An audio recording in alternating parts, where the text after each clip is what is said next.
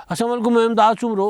PDM को एक और तहरीक अदम एतमाद गले पड़ गई है। पहले वाली तहरीक अदम एतमादों पर ही फैसला नहीं हो रहा था, तो अब इस्लामाबाद हाई कोर्ट के फ़ैसले के बाद वो जिसमें यूसुफ रज़ा गिलानी साहब की जो पिटीशन थी वो नाकाबिल समाअत करार देकर इस्लामाबाद हाई कोर्ट ने मुस्तरद कर दी।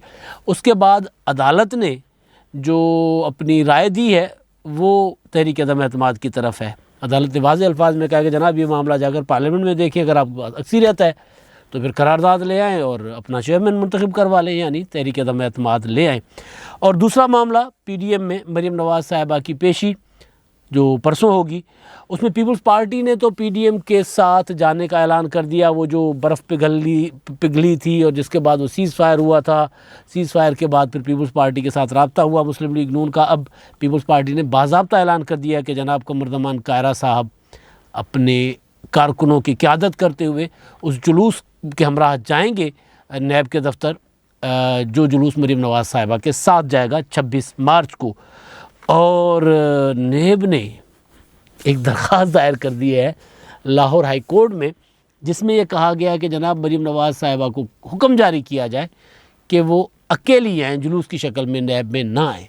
ये सारे मामलात हैं, इस पर बात करते हैं और फिर आखिर में कुछ कमेंट्स, कुछ सवाल अपने देखने वालों मेहरबानों की। तो जनाब पहले आते हैं नैब की दरख्वास्त पर।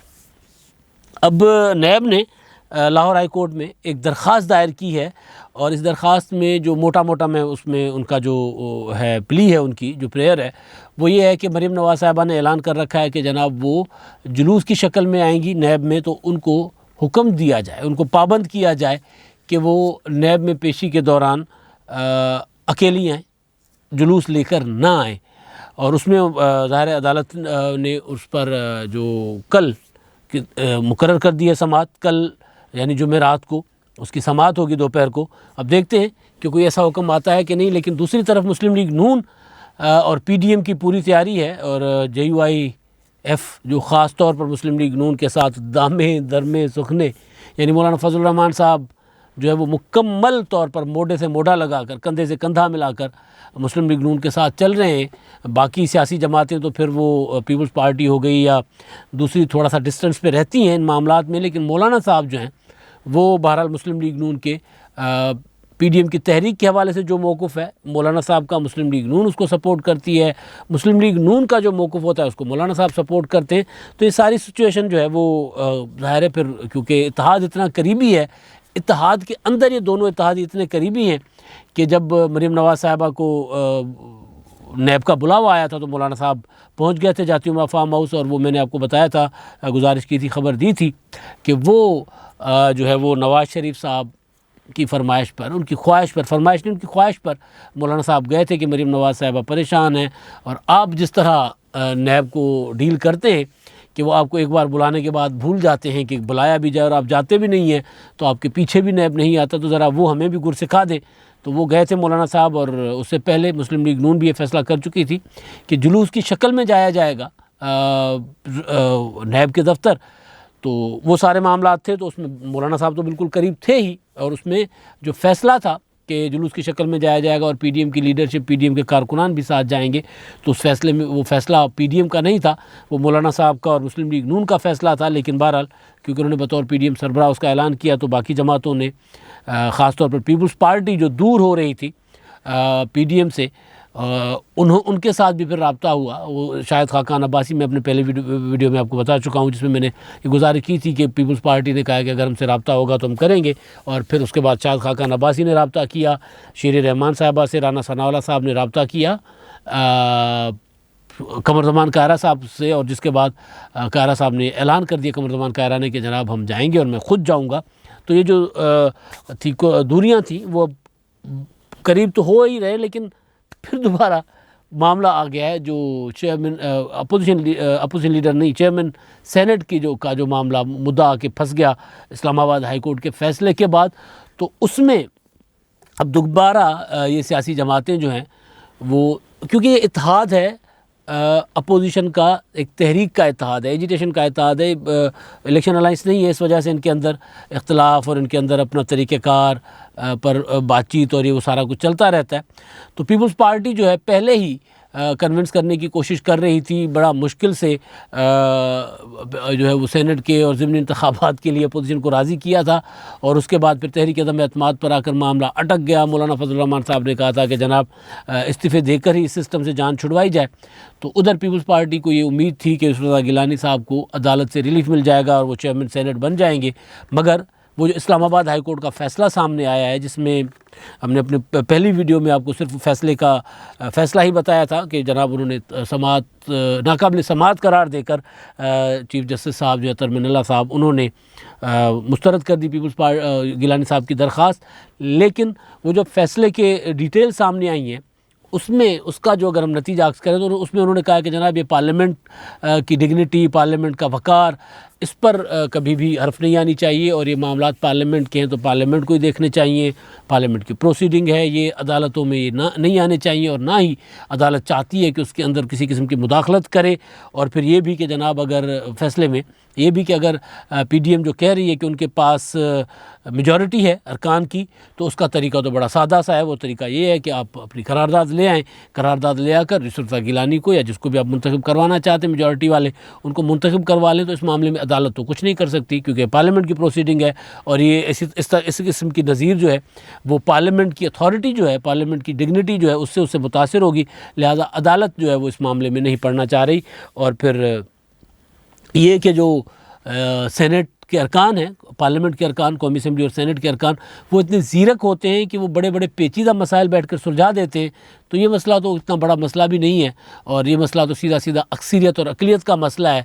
तो अक्सरियत और अक़लियत की बुनियाद पर हल हो सकता है। अगर आपको लगता है कि इलेक्शन में कोई फ्रॉड हुआ है, कोई धांधली हुई है, उनका अल्फाज नहीं है, लेकिन मैं उसको ज़रा कि अगर आपको लगता है कि इलेक्शन में कहीं कोई गड़बड़ हुई है, तो उसका तरीका ये है कि आप करारदाद ले आएँ, अपनी अक्सरियत के साथ अपना चेयरमैन मुंतखब करवा लें।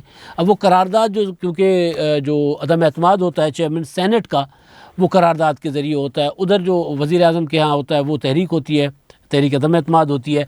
यहाँ पे करारदाद होती है। आपको याद होगा सादिक संजरानी साहब के ख़िलाफ़ जो तहरीक अदम एतमाद आई थी, अब क्योंकि वो आम फहम लफ्ज़ में इस्तेमाल कर रहा हूँ तहरीक अदम एतमाद का, तो जब वो आई थी तो एक करारदाद पेश हुई थी, और करारदाद में जो अरकान थे 46 अरकान, वो उस करारदाद के हक़ में थे, यानी उसके ख़िलाफ़ थे, सादिक संजरानी को हटाने के हक़ में थे और उनके सादिक संजरानी के ख़िलाफ़ थे।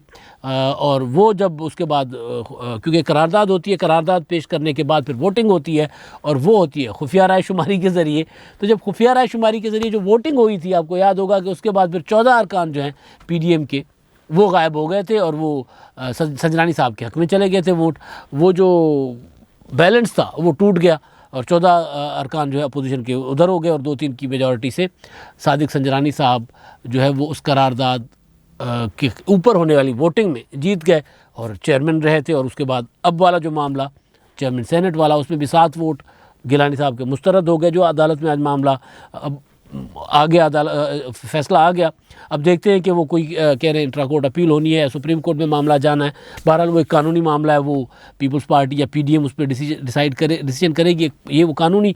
और दूसरा अब सियासी मामला करारदाद का, जो अदालत ने रास्ता दिखाया। यानी अब उसी तरह जैसे पहले करारदाद पेश की थी कि करारदाद पेश करेंगे तो आपके 51 निकलें, और उसके बाद पता चले कि जनाब पीडीएम के पास 51 की जगह वो 42 भी नहीं निकले जो गिलानी साहब के जायज़ करार दिए गए थे वोट। तो ये एक मामला पीडीएम के लिए है, जिस वजह से मैंने कहा कि जनाब एक और तहरीक अदम एतमाद जो है वो पीडीएम के गले पड़ गई। अब ज़ाहिर है कानूनी जंग लड़ने के साथ साथ ये वाला फोरम भी पीपल्स पार्टी सोच रही है, और कई बार ये इशारे किए जा चुके हैं पीपल्स पार्टी की तरफ से कि हम तहरीक अदम एतमाद भी ला सकते हैं। ज़ाहिर है उसके लिए पीडीएम की कानूनी जंग के लिए तो पीडीएम की उस तरह ज़रूरत नहीं है, लेकिन ये वाला फ़ैसला अगर तहरीक अदम एतमाद का पीपल्स पार्टी सोचती है कि लाई जाए चेयरमैन सेनेट के ख़िलाफ़, तो उसके लिए ज़ाहिर है पीपल्स पार्टी को पीडीएम की मुत्तफ़िका फ़ैसले की ज़रूरत होगी, क्योंकि एक एक वोट की वहाँ पर है अपना इम्पोर्टेंस है। तो उसमें ये नहीं हो सकता कि आप, बल्कि इवन जमात इस्लामी को भी साथ मिलाना पड़ेगा, जिसकी वजह से जो बिलावल भुट्टो ज़रदारी साहब गए थे सिराजुल हक साहब के पास, पहले तो ये ख़बर थी कि जनाब वो सिर्फ वोट मांगने गए हैं और ताज़ियत करने गए हैं यूसुफ रज़ा गिलानी के लिए, अपोजिशन लीडर के लिए वोट मांगने। लेकिन ये मामला उससे कहीं ज़्यादा आगे का था, अंदर वहाँ डिस्कस भी हुई थी कुछ चीज़ें, वो थी तहरीक अदम एतमाद के हवाले से, क्योंकि वो सारा मशरूत था इस्लामाबाद हाई कोर्ट के फ़ैसले के साथ। तो अब देखें पीपल्स पार्टी पहले सुप्रीम कोर्ट में जाती है इस मामले को लेकर, इंट्रा कोर्ट अपील में जाती है, या फिर पहले तहरीक अदम एतमाद की तरफ जाती है, ये मामला सामने आ जाएगा। मुशावरत इस पर जारी है। तो बहरहाल वो है कि अपोजिशन अपना पंजाब में तहरीक अदम एतमाद वाले मामले पर PDM में इख्तलाफ, कौमी असम्बली में स्पीकर के ख़िलाफ़ तहरीक अदम एतमाद वाले मामले पर इख्तलाफ, वज़ीर आज़म को तहरीक अदम एतमाद के ज़रिए घर भेजा जाए, उस मामले पर इत्तफ़ाक़ नहीं हो रहा। तो यहाँ पर भी लग नहीं रहा कि इत्तफ़ाक़ होगा कोई आसानी से। ज़ाहिर है पीपल्स पार्टी अपना मुद्दा रखेगी, अपना वो केस प्लीड करेगी, और पहले ही इस्तीफ़ों और तहरीक अदम एतमाद और लॉन्ग मार्च और इस मामले पर PDM उलझा हुआ था और बहुत दूर चले गए थे, और बड़ी मुश्किल से अब जाकर क्योंकि मरीम नवाज़ साहिबा की पेशी की वजह से मुस्लिम लीग नून को भी ज़रा ज़रूरत थी इत्तेहादियों की, तो वो भी ज़रा कुछ ठंडे हुए। पीपल्स पार्टी भी बहुत ज़्यादा बदनाम हो गई थी, तो उनको भी ज़रा अपने जो था जिस तरह मुस्लिम लीग नून हमलावर थी तो उनको भी थोड़ा सा रिलीफ चाहिए था। तो दोनों फरीकैन जो हैं वो करीब तो आ गए हैं। अब ज़ाहिर है अब ये जैसे मैंने पहले वाले व्लॉग में कहा था कि अब अपोजिशन लीडर के मामले पर तो इनके अंदर दोबारा महाज़ारा ही होगी, और अब ये वाला मामला तहरीक अदम एतमाद वाला ये जो अगर उस तरफ जाते हैं तो इस पर भी अलग से PDM के अंदर खींचातानी होगी। खींचातानी नहीं भी होती तो ज़रा तल्ख़ आर्गूमेंट होंगे। अब देखें PDM किस तरफ जाता है। फ़िलहाल तो अभी सुप्रीम कोर्ट का एक फ़ोरम है, इंट्रा कोर्ट अपील का एक फ़ोरम है, वो शायद पीपल्स पार्टी आज़माने की कोशिश करेगी, लेकिन देखें अब PDM की क़यादत के साथ भी अब मुशावरत होगी। मौलाना फजल रहमान साहब और आसिफ ज़रदारी साहब तकरीबन रोज़ाना बात कर रहे हैं इन उमूर पर, नवाज़ शरीफ साहब के साथ भी, क्योंकि जब पीपल्स पार्टी कल परसों जाएगी कायरा साहब की क़यादत में जितने भी लोग जाते हैं, तो जब वो जाएंगे मरीम नवाज़ साहब अगर लाहौर हाई कोर्ट ने फ़ैसला जो कल वाला जो नैब की अपील है उस पर अगर वो बाउंड ना किया, हुक्म ना दिया कि जनाब जुलूस की सूरत में नहीं जा सकते, तो फिर पीपल्स पार्टी भी जाएगी साथ। अगर जुलूस जाएगा तो उसके बाद फिर नवाज़ शरीफ साहब जो नाराज़ हैं वो भी फिर राब्ते बहाल हो जाएंगे, तो दोबारा PDM उसी तरह काम करना शुरू करेगा। बावजूद इसके कि जो अपोजिशन लीडर वाला मामला है वो अभी तक वजह तनाज़ा है, और वो तनाज़ा भी क्योंकि करीब आ गए हैं तो वो भी सलटा लेंगे, हल कर लेंगे PDM में, क्योंकि सियासतदान है। और इस्लामाबाद हाई कोर्ट ने भी कहा है कि भाई आप तो सियासतदान, पार्लियामेंट के मेंबर जो वो ज़ीरक होते हैं और वो बड़े बड़े पेचीदा मसाइल हल कर लेते हैं, तो ये वाला मसला अपोजिशन लीडर वाला भी वो हल ही कर लेंगे। चेयरमैन सेनेट वाला मसला तो अदम एतमाद से ही हल होगा। तो बहरहाल अब जनाब बातें कुछ अपने मेहरबानों की, चाहने वालों की, तो ये जी जावेद रज़ा साहब हैं, वो कहते हैं पूरी कौम को आज सच ही बता दूं कि कभी पीपल्स पार्टी को अदालत से रिलीफ नहीं मिला। क्या यूसुफ रज़ा गिलानी सच पर नहीं है? क्या सेनेट इलेक्शन में PPP के साथ जुल्म नहीं हुआ? अगर अदालत को पार्लियामेंट के फ़ैसलों पर अख्तियार नहीं तो बाबा रहमते के तमाम फ़ैसले कलअदम करार दिए जाएं। खलाई मखलूक के पास है कोई जवाब? अब जनाब पीपल्स पार्टी के मुतालिक आपकी ये बात तो बिल्कुल ठीक कि पीपल्स पार्टी को रिलीफ नहीं मिला माजी में भी और अभी भी, आज भी, क्योंकि ये तो फ़ैसला अतर मिल्ला साहब की अदालत का है और उनके ऊपर तो कोई उंगली नहीं उठा सकता, मेरी तो मजाल ही नहीं है। और उनका जो पॉइंट है वो बुनियादी तौर पर वो तो बड़ा उसूली पॉइंट है, वो सियासी अमल को मजबूत करेगा। उनका जो नुक्ता है, जिस नुक्ते पर उन्होंने दरख्वास्त नहीं सुनी, वो ये है कि पार्लियामेंट के मामलात अदालत में मत ले आया करें, पार्लियामेंट के मामलात पार्लियामेंट में हल हों। अब इससे ज़ाहिर एक मिसाल बन गई है। माजी में इफ्तिखार चौधरी की अदालत ने तो वो मैंने पहले बताया था ना कि वो पार्लियामेंट की हुई जो तरमीम थी, आइन की हुई तरमीम, वो तक वापस भेज दी थी कि नहीं, हमें ये नहीं, फरमाइशी प्रोग्राम उन्होंने दिया था। तो पार्लियामेंट मजबूर हो गई थी क्योंकि उस वक्त पीपल्स पार्टी के साथ मेजॉरिटी नहीं थी और बेनज़ीर भुट्टो साहबा की जो हुकूमत थी ग़ुलाम इसाक़ खान ने ख़त्म की, तो अदालत ने ग़ुलाम इसाक़ खान का फ़ैसला बरकरार रखा था सुप्रीम कोर्ट ने, और नवाज़ शरीफ साहब की हुकूमत उसी ग़ुलाम इसाक़ खान ने ख़त्म की थी, तो उसी सुप्रीम कोर्ट ने नवाज़ शरीफ साहब की हुकूमत बहाल की थी। ये पाकिस्तान की तारीख़ है। लेकिन बहरहाल अब ज़रा बदली अदलिया है, फ़ैसले पर आप कमेंट कर सकते हैं, फेयर कमेंट कर सकते हैं। और बाबा रहमते की अदालत तो खैर उसको ख़ुद भी वो अदालत कोई जज भी नहीं कहते, मिसाल ही नहीं लेते। जैसे वो भुट्टो साहब वाले केस का मामला है ना कि अदालतें उसकी नज़ीर नहीं लेती, तो कुछ फ़ैसले, कुछ अदालतों के मामलात ऐसे होते हैं फ़ैसले जो बज़ाते ख़ुद अदलिया भी उनसे ज़रा आँख चुराती है। तो ज़ाहिर है वो अपने उसमें क्या कहूँ मैं, बाबा रहमते के मामले, कानूनी लोग, कानूनी माहिरीन उस पर बेहतर राय करेंगे। सियासी तौर पर तो बहरहाल वो बेचारे अब कहीं जो उन्होंने अदालत में बैठकर सियासत की थी, तो अब बेचारे वो करने के काबिल भी नहीं रिटायर होने के बाद। फैसल जुनैद साहब हैं, वो कहते हैं पीपीपी चालाकियां कर रही है, आजिज़ाना तौर पर गिलानी साहब का नाम कायदे हिज़्ब इख्तिलाफ के लिए पेश करे तो सब मान सकते हैं, लेकिन फिर एम्पायर की जानिबदारी पर दूसरों का मौक़िफ़ मानना पड़ेगा जो इसे कबूल नहीं।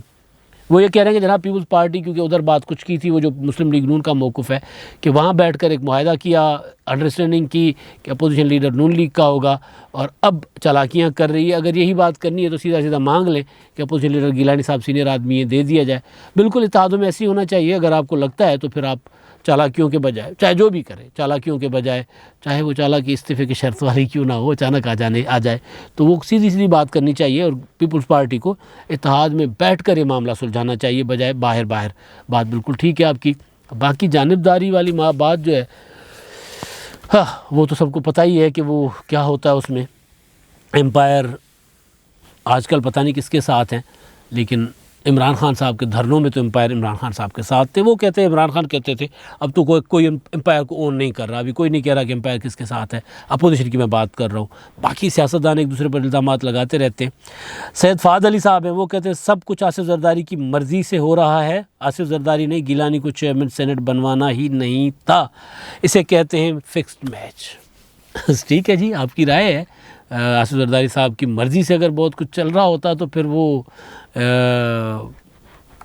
अदालतों से भुगतते, सारा कुछ ये करते और मुकदमात भुगतते, जेल में रहते। सियासत है, सियासत में ये होता है कि हर बंदा अपने अपने हिस्से की सियासत करता है, हर बंदा अपने अपने तरीके से चलता है।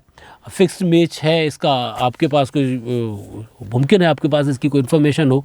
मेरे पास तो ये है कि जनाब अगर मैच फिक्स्ड होता तो आज गिलानी साहब जो है वो 7 वोटों की लेकर भी, मेजॉर अक्सर वोट लेकर भी वो ना हारते, और उसका जरदारी साहब को फ़ायदा क्या हुआ, ये सबसे बड़ा सवाल है। कि पीपल्स पार्टी जिसकी हवा बन रही थी पंजाब में, वो तो डिफ्यूज़ हो गई। तो फिक्स मैच का आसिफ जरदारी साहब अपनी पार्टी की सियासत को तबाह करके कर रहे हैं, तो फिर तो बहुत बड़े सियासतदान हुए वो। अब तक के लिए इतना ही। अल्लाह हाफ़िज़।